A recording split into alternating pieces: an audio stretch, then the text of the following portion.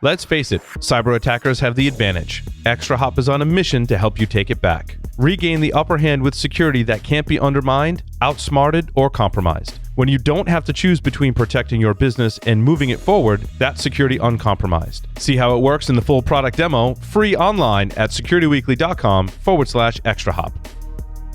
Picture your team being able to map out the external attack surface as it grows and see the same attack vectors as a hacker does. Most tools out there do asset discovery, but stop there. Enter Detectify. It takes an inventory of exposed web assets and automates vulnerability testing for security misconfigurations, expiring subdomains, and risks in third-party software. Here's the cool part. They crowdsource payloads from leading ethical hackers. It finds bugs you actually want to fix and finds them in time. Start a free 2-week trial by visiting securityweekly.com/Detectify. Go hack yourself.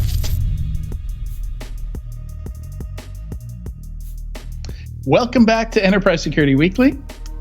An announcement coming at you. CRA's Business Intelligence Unit has launched its next survey on Zero Trust. What are your barriers to Zero Trust implementation?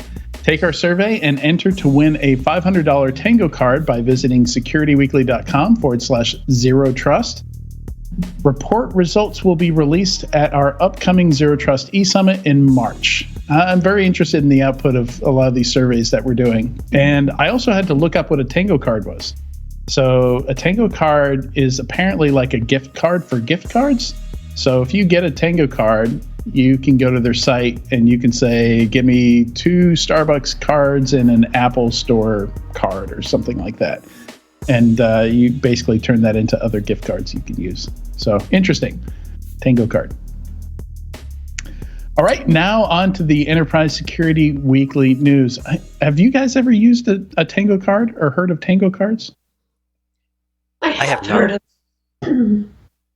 as I try to squawk out my answer, yes. Yeah. I've heard of a Tango card, and I just received a gifted gift card, which is a similar concept. And there are so many places I could get a gift card from my gifted gift card that it's been over a month and I can't decide where to use it.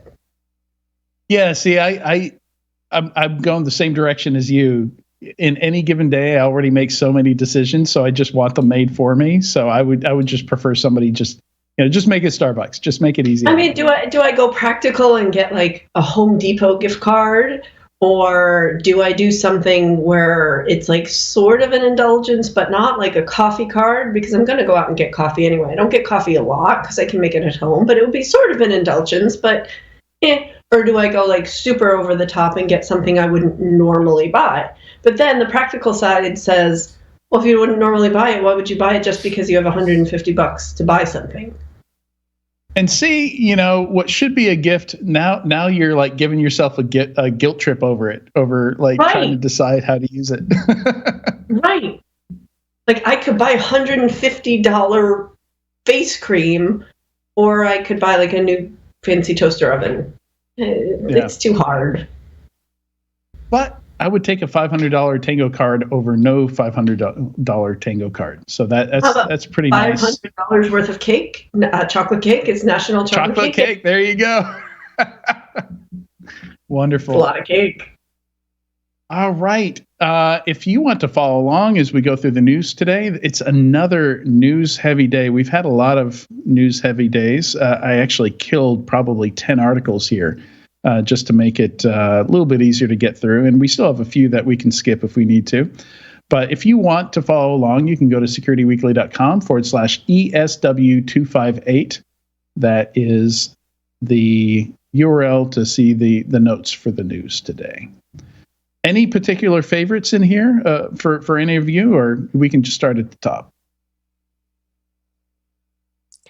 Well, Bill is our special guest today. Why don't you take a stab? Oh, let's see. Let's put Bill on the spot. It is a news heavy day, and that was good, Katie, putting me front and center while I'm trying to hide. Sorry. No, just kidding. There's so much to choose from here. Well, you peruse. Okay, I'll go. I'll take you off the Let me spot. This is peruse. kind You of go like when the first. waitress comes to your table at a restaurant and you're like, I want to go last.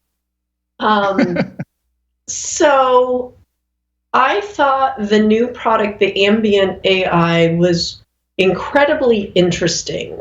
But I'm still not sure how it's going to remove bias. So maybe we should talk about that a little bit.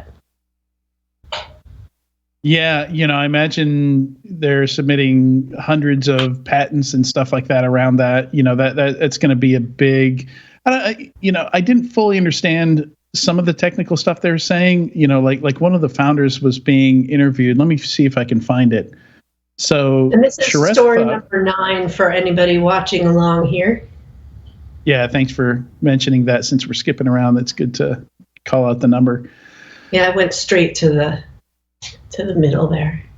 So one of the founders, Sharestha, says, if you don't have an inference category for something that can be biased, there's no way for bias to come in that way. And then the author of the article, who is the author? Devin Coldaway, says, let's hope so. Yeah, see, I didn't really understand that entirely. Isn't the bias predicated mostly on the data that you ingest? Yeah, I mean, I worry that it's one of these things where oftentimes I've actually worked with data scientists that tend to view things, within a confined box. If it's outside that box, it doesn't really occur to them. So to them, things might be unbiased, but like in the case of self-driving cars, I think there was a thing where if you had a darker color skin, there's a better chance that the car wouldn't see you, and come to an emergency stop for you. And that was just a result of how they did the testing of the hardware or the software, to adjust the sensitivity levels, the light levels and things like that, where maybe they just did all their testing with light-skinned people. And it's those kinds of things where oftentimes somebody's got to kind of make those mistakes to, realize, oh, we have horrible biases in here. So, right. I do worry, especially with something that's an automated surveillance system, that if this stuff starts getting sold and installed in the market, we're going to start seeing all kinds of stories about all the inherent biases built in. Right, and it does give a nod to, we have to be careful here, and we have to take various situations into account, such as they looked at someone who was scaling a fence in a schoolyard at an off hour, and then they say, if it's 8:45 a.m. and we see lots of people scaling fences, we look, and that's when the kids come into school, so that's probably when we shouldn't, notify police or something. I get that, but then you're still ingesting the data, and that's still training data, and that introduces a bias inherently, doesn't it? Unless I'm totally misinterpreting what AI is completely. Yeah, so it would be something where I think it'd be really interesting to do a briefing with these guys to see how they do the training, because there's, like a lot of the examples they're using, somebody jumping over a fence, you got people on their knees with their hands up, somebody's tripped and fallen down the stairs. If you're going to be training on real video, on real images and things like that, I don't see how you avoid bias. Like, you have to be very careful with that training, like you said. Yeah, I'd love for someone much smarter than me to explain how this is going to work. But it's interesting because I don't think this kind of technology is going anywhere. If anything, it's just going to get more prevalent in society. And it is in a lot of places already, which is scary enough.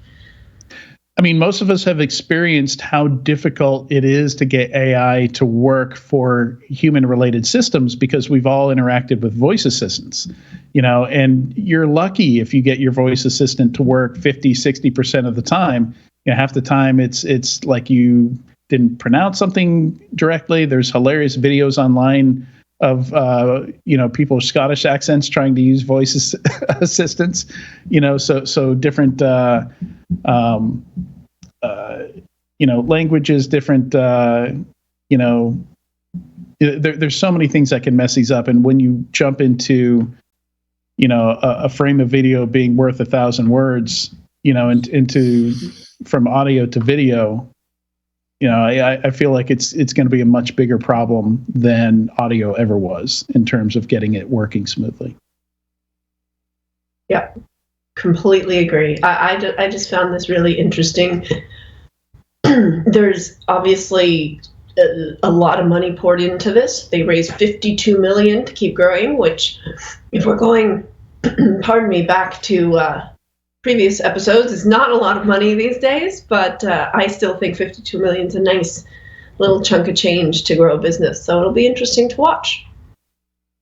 I mean, it's certainly a market where I think we need some more automated stuff. It's kind of, that's kind of a joke, the how bad surveillance systems are. Like, if it's not the surveillance system, like nobody's cleaned the lenses and everything's foggy, like you see this surveillance video that the police have pulled, and it's black and white, it's covered in grease, somebody deleted the tapes. Like, you can't even, it's so low resolution, you can't make anything out.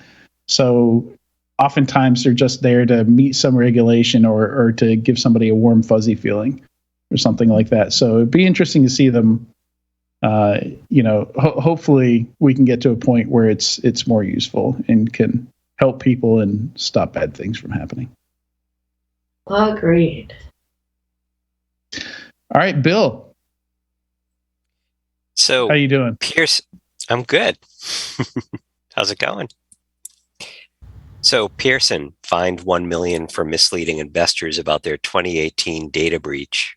Would love to talk about that, because on the one hand, I really dislike when an entity suffers a data breach and everybody on social media starts piling on and shaming, because my attitude is they're victims too. But when you're misleading and you're trying to cover tracks, that's something else entirely.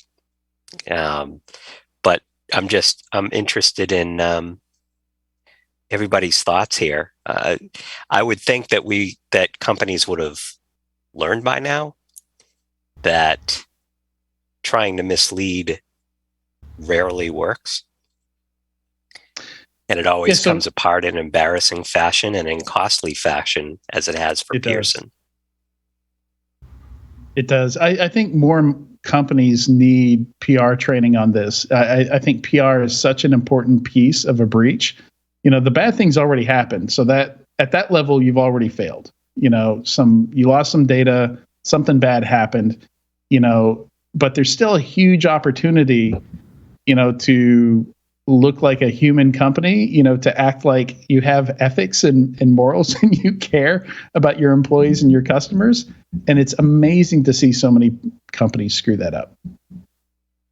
I think it's sadly part of human nature. It's the old story of the kid who gets caught with their hand in the cookie jar before dinner, and mother says, "You're eating right before dinner. You're not supposed to do that." And the kid's like, "No, I'm not stealing a cookie." It's just human nature to some people to automatically deny. It's not the right thing to do, but in so many situations when people get caught doing something they shouldn't, and in this case, it wasn't necessarily a shouldn't, because like Bill said, they're a victim, and should they have done other things to protect their data better? Could they have implemented other controls or processes? Of course, but these are still companies with humans who are fallible, with technologies fallible, and incidents happen.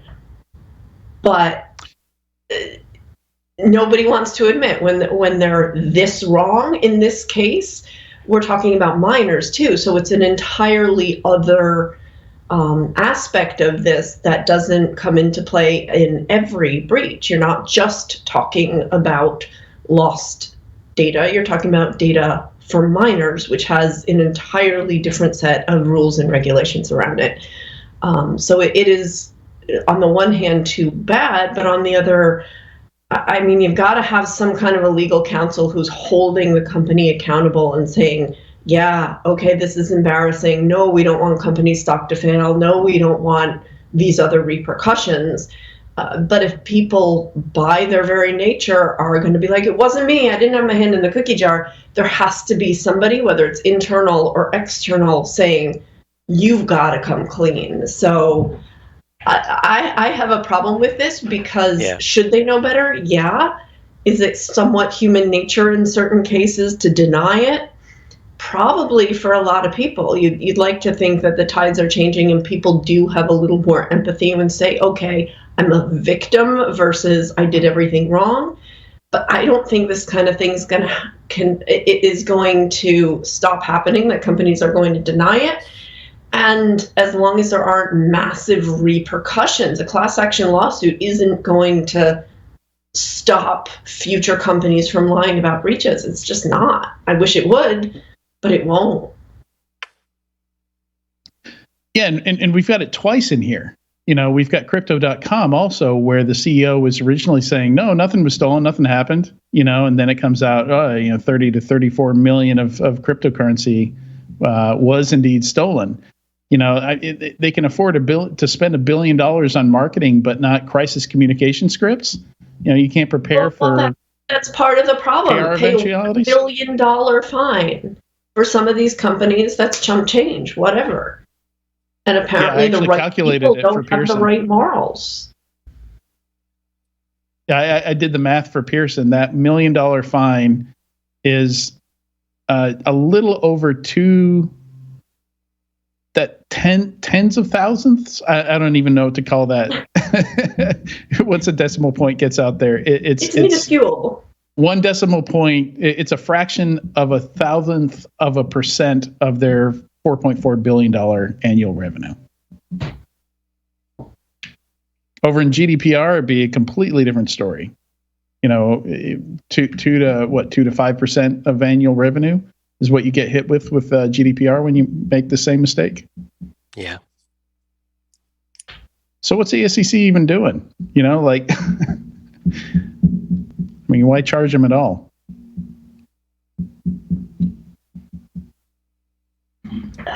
Because it's a way for nobody to be accountable. Maybe I don't know. I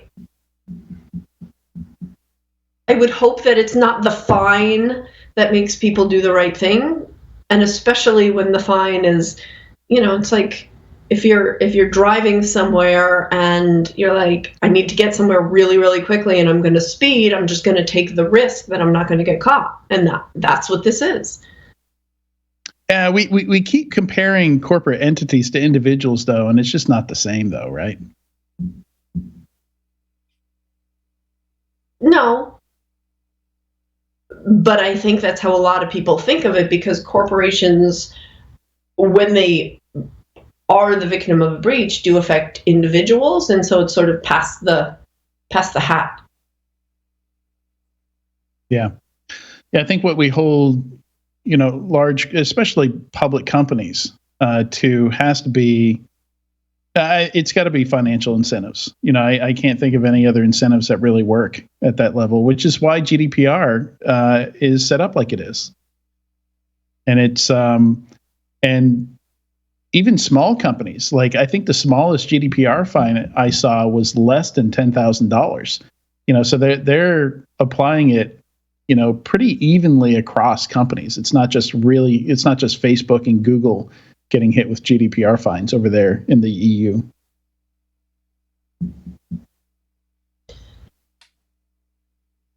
Either way, not great. Yeah. Any other thoughts, Bill? Did you want to bookend this one? Yeah, just I think there's no easy answer here. Katie's right about the human nature. You're right about the fact that the individual hand in the cookie jar response versus a corporate response isn't necessarily the same. But in the end, to me, this is why a lot of incident response training is needed, I think. Yeah. people think of incident response training, but like I keep saying, PR is a huge piece of that. That's why you hire Mandiant. It's not necessarily because they have the best incident responders in the industry. It's because they've got this really strong reputation, as a respectable company that helps companies out with breaches. So there's this huge, PR component that comes with just being able to say publicly, we've hired Mandiant to come in and help us. Like, oh, okay, these guys are really responsible because the PR response needs to be at the beginning of the overall incident response. Right. Yeah. You got to be quick, because the public journalists will, come to their own conclusions, and you need to manage that. If you don't define narrative. it, you'll get defined.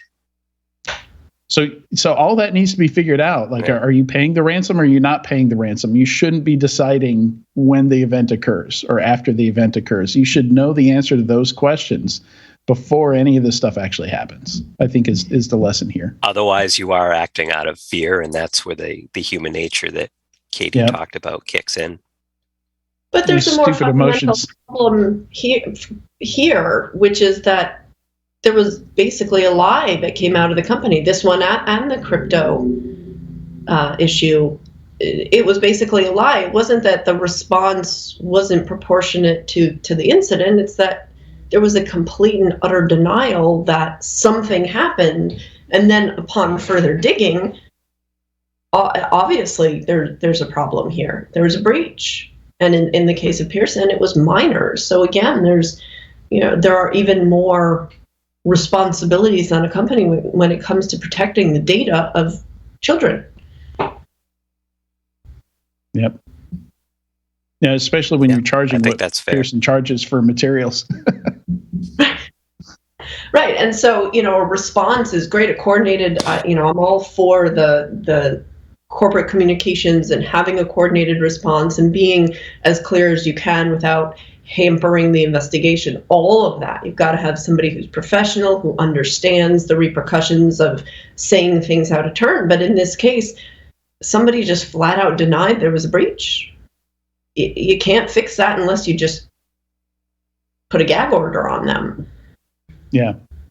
Well, yeah, and I guess money aside, the fact that the SEC did something, pointed out, hey, this is not something you can do.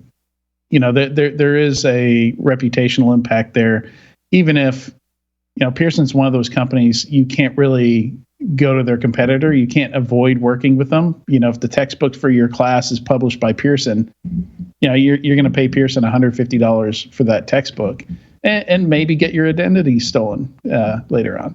So, there's man, not a I'm whole glad lot of I'm choice old here, in this case. My textbooks didn't cost $150. Yeah, there's some textbooks are crazy. Stuff is crazy. All right. I think what I'm going to do is there's a lot of funding announcements. I'm going to run through those. And at the end of those, if there's any of the particular ones, we're talking about stories 1 through 6 that you want to dig in a little bit deeper on, we can do that after I run through it. But I just want to make the best use of our time here. And some of the ones I really want to discuss are a bit deeper in. They're not the funding items. So starting as we usually do with the largest funding, that's how I order these. We have Hunters, who is a fairly new XDR play. They haven't been around that long. In fact, this is their Series C. They raised their Series B only 5 months ago. And I think that was around $30 million, and this one is almost $70 million. The round was led by Stripes, and pure play XDR going after the SOC here with this product. Very hot market segment, and raising only 5 months after the last raise, shows you how hot that market is. The next one here, number 2, Anitian. I'm not sure how to say that. It could be Anitian. It could be Anitian. Raised $55 million. This is a Series B led by Sageview Capital and included Series A investor ForgePoint Capital, which is a cybersecurity only VC. And Not the most exciting market, but we're seeing a lot of stuff here where, we're seeing a lot of security startups that just focus on making it easy to be compliant in the cloud. If you have to comply with something like HIPAA or PCI, some kind of regulatory requirements, we're seeing a lot of that stuff. Revelstoke launches next generation SOAR solution to automate security operations centers. A little triggered with, I feel like next generation is played out here. It's interesting seeing a new SOAR vendor, kind of this late in that market's growth. It's been years since Phantom and Demisto were acquired by Splunk and Palo Alto, respectively. But they just went generally available. So this was a GA announcement and a Series A announcement, 13 million. And I'd be interested to see if they're doing something different. Is there something not working with existing SOAR solutions that they're looking to innovate on or to disrupt? Next, Polar Security is an interesting one. Another one, along with Orca. We've got a lot of Arctic animals going on here. If you check out the website, there's polar bears all over the place. And this is a cloud data protection platform. So very interesting. They're talking about discovering and organizing your data.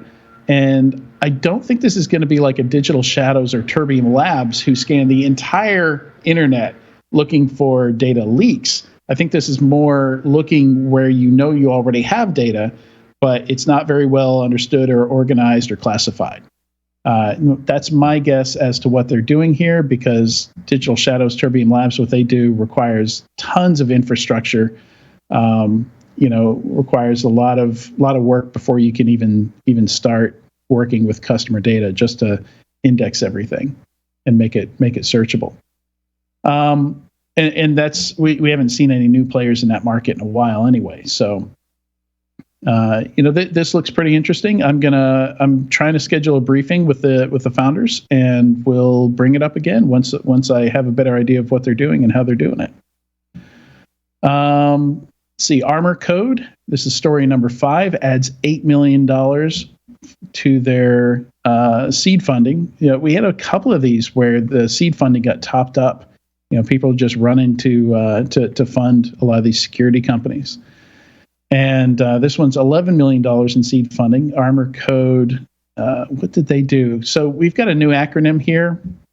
We talked a lot about CSPM, Cloud Security Posture Management, which is kind of a collection of a bunch of different tools, to help you keep visibility on your security posture in the cloud. Lots of knobs and dials there, lots of stuff that can get forgotten about. And this one says it does the same thing for application, but to me, it sounds kind of like a kind of security, almost like vulnerability management, because they talk about centralizing your findings from SaaS tools, DAS tools, and SCA tools, which companies like vulnerability prioritization and management companies like Kena Security, which is now part of Cisco, already does that. So be interested to take a closer look at that and see if, again, there's something new going on there that I'm missing. And finally, the last... Go ahead. These couple of companies we're talking about are very modest seed funding rounds, which is not the case of what we've been seeing in the past couple of weeks. So I don't know if that says anything about these companies in particular, that they're either being modest in their asks or they're, turning down over subscriptions to the company for various reasons, some of which might be a really good idea, or if somebody is seeing that, holy cow, $30 million seed rounds are insane. Yeah, I mean, that's a good point. We talked a couple of weeks ago about keeping our eyes out for any indicators that the market's starting to shift, and these huge funding numbers we're seeing, might start to tighten up. I think the big concern there is on the exit side of the equation, the late stage. Yeah. Where some folks seem like they're getting worried about whether or not there's going to be an acquirer waiting there to pick up these companies once they get to Series E, F, these later stages. and looking for an exit. Yeah, I don't know if 2 or 3 examples makes a trend or anything. It's just notable given what we've been talking about over the past months. Yeah, I think we'll have a better idea once we get to RSA. I'm sure we'll have a lot more funding announcements there. A lot of companies will save their acquisition announcements till right before RSA, or even during RSA. And now everybody has more time. Yeah, because it was moved. Everybody can really get their ducks in a row. So I think we're going to have a few ESW episodes where the news segment is just we'll just have a handout for you. Like, we'll talk about a tiny portion of it, and the other 68 stories will just be on the show notes page, and you'll have to go check them out. So prediction for me, I think we're going to have some crazy weeks in cybersecurity towards the summer here, when we have, as I noted last night or earlier today, all of our big conferences are shoved into a 10-week period. So Black Hat, DEF CON, RSA, First Conference, the Gartner Risk Summit, Security and Risk Summit, all of that is June, July, August this year. Yeah, we're already thinking about how we divide up the marketing team, because there's no way, not that it's anybody's fault with COVID, they had to push it back, but with all of these major conferences smushed into a really short time period, everybody can't be everywhere. Yeah, and InfoSecurity Europe, I forgot about that one. That's also smushed in there I believe it's late June. Yeah, crazy. The last funding on the list is CodeC. So 10 million in seed funding for them. Not a pure play security startup, but it caught my eye because Windows Snyder, kind of a classic OG security hacker personality in our industry, was one of the angel investors here. And really interesting. Basically, what they do is they'll turn a piece of code into a functional diagram, so that you can quickly visually see what the code does and how the relationships in the code, how it works. And I could definitely see some security use cases there. So I thought this one was super interesting.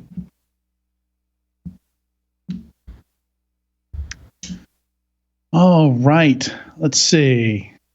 From here, I'm just going to skip around a bit. So earlier I mentioned the Crypto.com incident. That one's been all over the place because the CEO screwed up, tried to say nothing had been stolen. Everybody can look at the blockchain and say, look, right there, it's stolen. You chose an industry where everyone can see the money move. Why are you denying it? Hard lessons are hard. They are. There's an interesting write-up. I will say this about the company. They were very transparent about what went wrong, what they did to fix it. It's not super detailed, but apparently there was something wrong with 2FA where either it didn't exist on many users' accounts or wasn't working correctly. And that's how the criminals, the attackers, were able to move money out of people's accounts and shift that around to their own.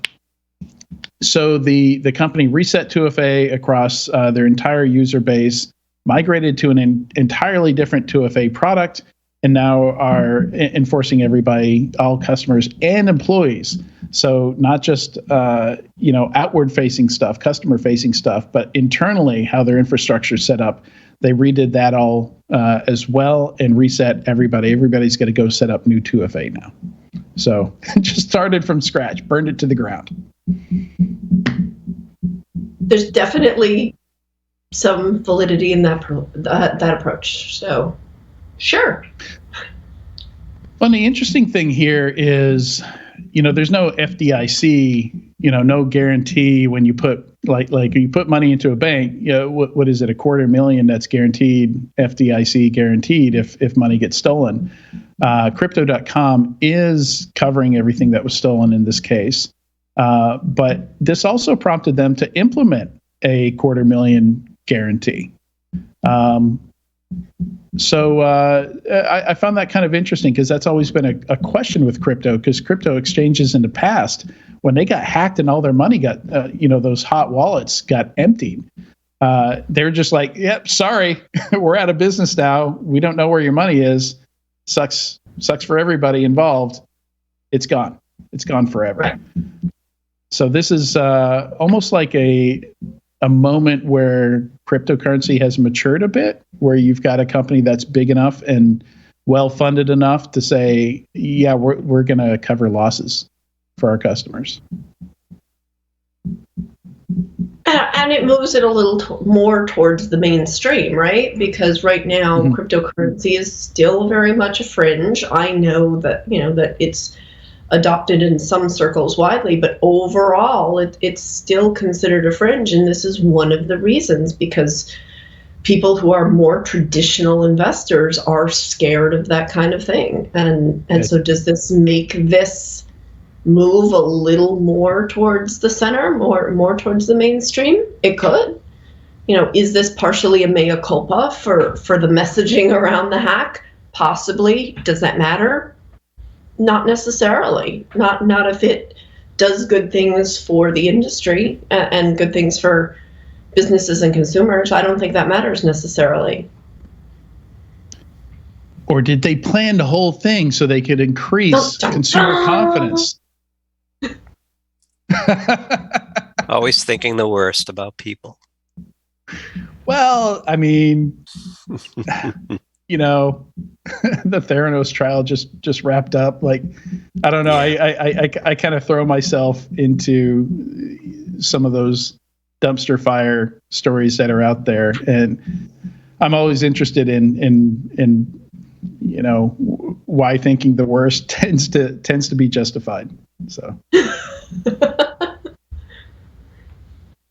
All right. Yeah, I've got a bunch of stories in here that aren't really directly enterprise security related, but just because I do like to follow some of these trends, so, and one of these was, we're going to see a legal precedent on self-driving cars. Who's at fault if it's in automated, if it's set up for self-driving, and, the driver, the owner of the car is behind the wheel, but really it's that self-driving code, that made the decision when, somebody got killed, a loss of life occurred.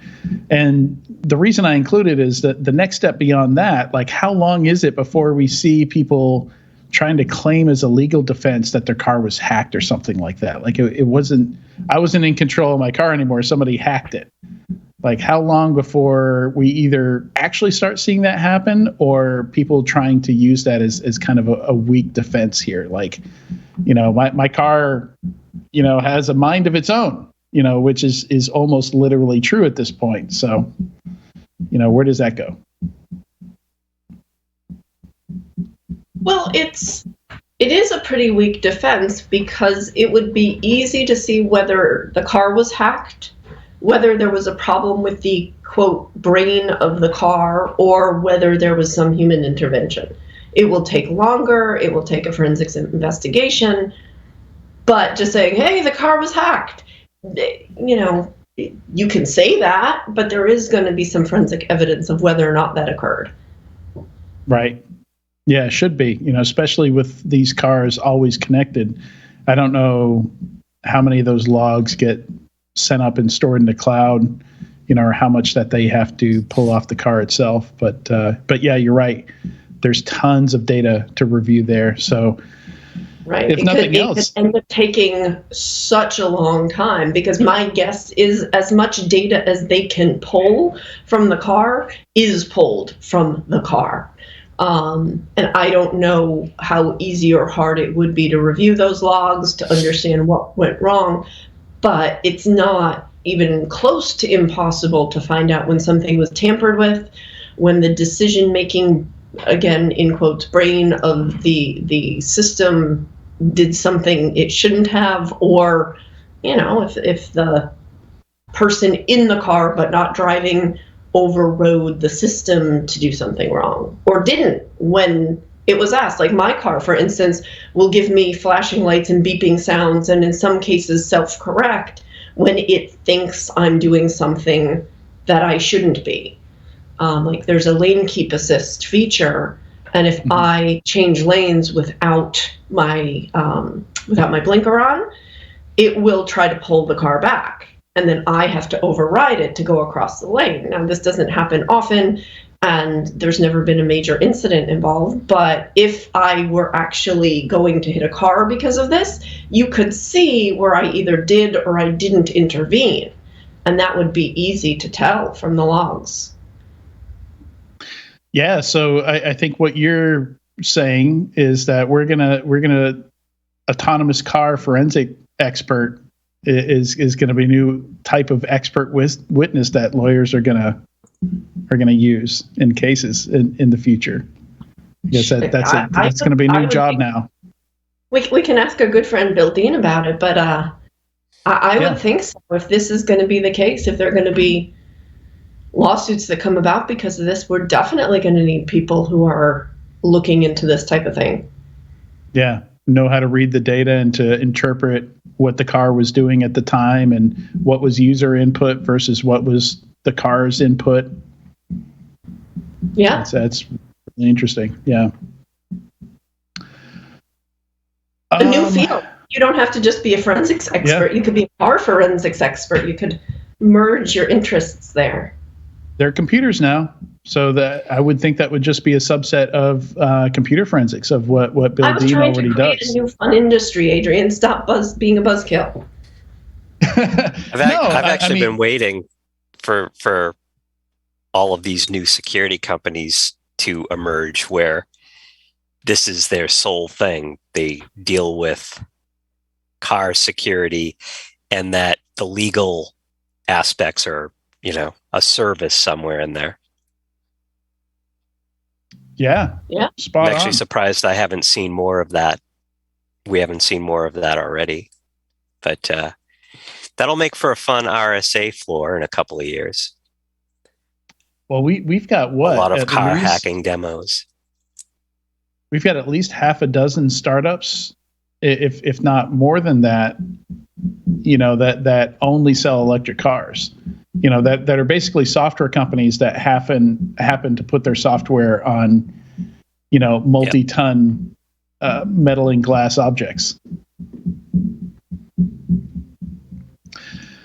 So next one here, interesting, finally bookending a story that started with NotPetya back in, I think that was 2017. Merck, the shipping giant, that court case is finally over, and they said no, NotPetya was not considered an act of war, and Merck was basically arguing that there should be a more strict interpretation of the act of war clause in that war is a kinetic thing, and the court agreed with them.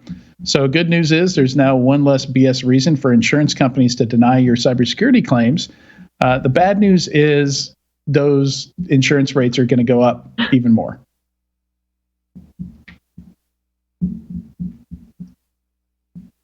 Any thoughts on that one? One step forward, two steps back. Well said. There's some great pithy comments here, Bill. This is my role on Stogie Geeks. I sit there and I make the quips because I know not nearly as much about cigars as Paul and Joe. And that's a cigar show that we have. A lot of the Security Weekly folks are on that show, for people who don't know. And my role on that show, because I know a little bit about cigars, but not a whole lot, is asking really dumb, or what I imagine are really dumb questions. You ask the dumb questions, I make the quips. Yeah. Works out. It does. Good setup. Good formula. So I had no idea that the Federal Reserve was doing this, but they were, well, it makes sense that they are, with cryptocurrency increasing in popularity, but they did a study and they released a report on the study, and it's story number 16 here. That's a direct link to the PDF. that you can download and check out. And they haven't decided anything, but this is basically, a review of what it would look like if the U.S. adopted what they're calling a central bank digital currency. You'll see the acronym CBDC all over in there. And again, this is a trend that will have an impact on security at some point, not directly related to anything here. I do think I include these stories because I think it's important to understand these trends, so that we can prepare for what's coming, for what we're going to have to deal with in the near future.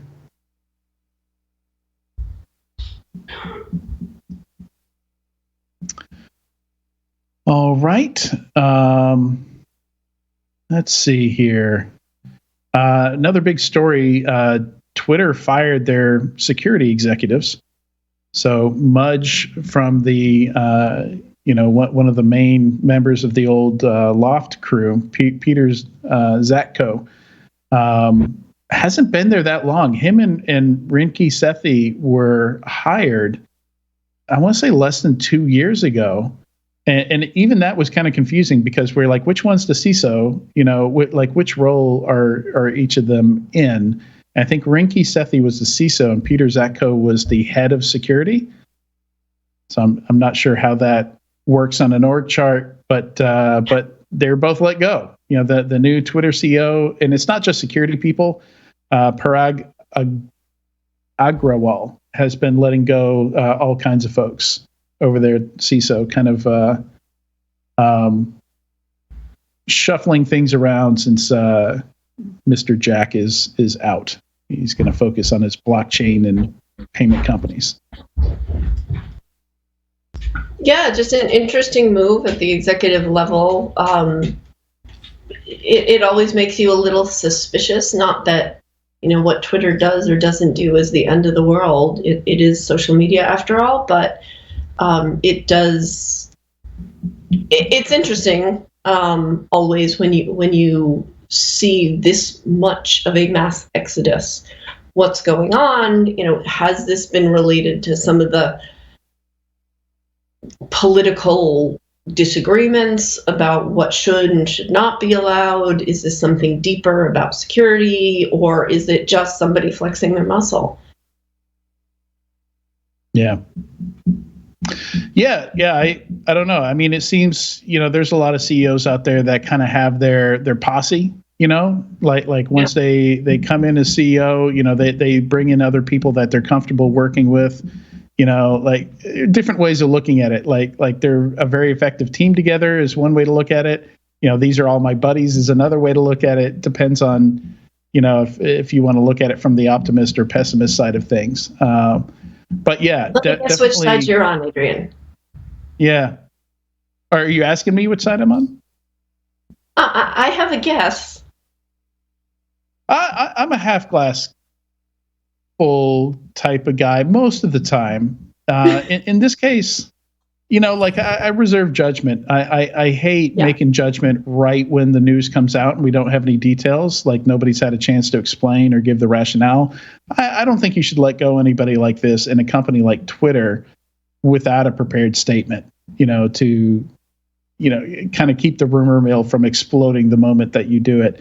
And I haven't really seen. On the other hand, this is great PR, and they are a social media company, right? So was this intentional? I agree with you. They probably should, because this is going to put it is a marketing tool, right? For a lot of companies, for good or bad, like it or don't. But it is a marketing tool. It is used by businesses far and wide. Major brands have whole teams dedicated to it. So this could put people seriously on edge. But on the other hand, lots of people are talking about it. The story you have, the link is to the New York Times. That's not a bit paper. Yeah. All right, two other things I'm going to mention here, and then we're going to jump to our squirrel story, which is also Twitter related. Not going to dive too deep into the two essays I have today. Story number 21, 22, I think are both good reads. The first from Phil Venables, well known in the security industry, lots of excellent deep thoughts that are worth reading into. And this one, Secrets of Successful Security Programs, does a really good job of laying out in just a few paragraphs, the right kind of perspective to have when trying to turn around or turn a security team in the right direction, and then follows that up with some really excellent examples of how to do it. Some very detailed examples. So good read there, number 21. And also number 22, Scott Galloway. This is an interesting discussion on the vendor side of security.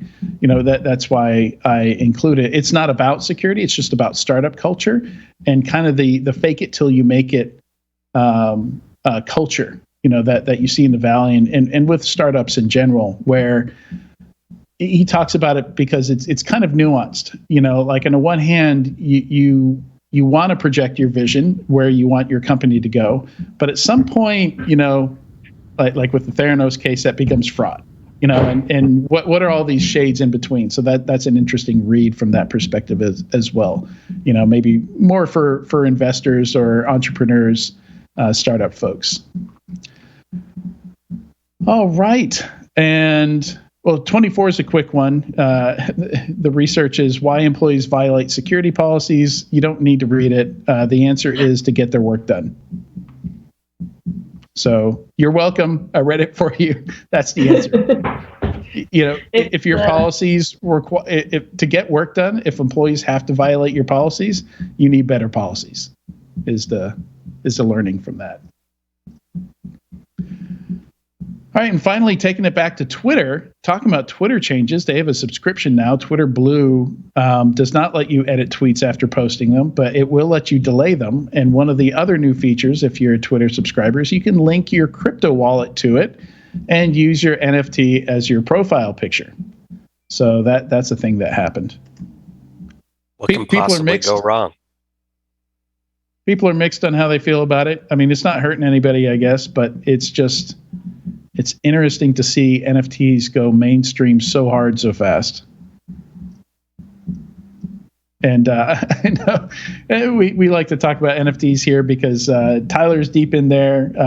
Johnny and the production crews is deep into it, and it's interesting to follow. It's got. Right now, it's very deep in the art world, art and music, but there are some really interesting use cases for NFTs from a security standpoint. Like for, a lot of people are saying Web 3.0, you'll have a unique NFT that represents you, and that'll be used for authentication. So potentially NFTs could represent the future of authentication and authorization. At least how you prove that initial authentication of I'm me. So will be interesting to see that, how things progress. All right. That's all I've got.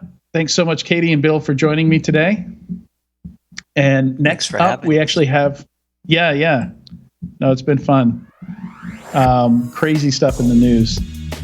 And next up, we have a pre-recorded session with Bikash Barai, co-founder and CEO of Fire Compass.